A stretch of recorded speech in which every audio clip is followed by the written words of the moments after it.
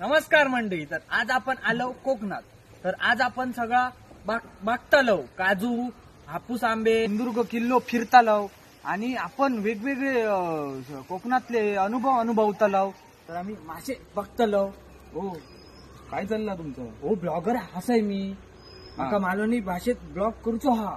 बरं, मालवणी भाषा येता तुमका? थोडी थोडी प्रयत्न करतालो. हो, प्रयत्न नको करू. मालवणी भाषा आधी बोला शिका, त्याच्यानंतर तुमच्या इथे काय ते व्हिडिओ काय ते बनवा. कसा माहिती हा, आपल्या ड्रायव्हिंग येणार नाही आणि कोणीतरी गाडीत बसाक सांगल्या ड्रायव्हिंग करूच्यासाठी, तर तुम्ही ड्रायव्हिंग करू शकतास का? नाही करूचास. तुमका कोणीतरी सांगितलं प्रयत्न कर गाडी चालवतालास तुम्ही नाही. त्याच्यासाठी तुमका गाडी शिका होई.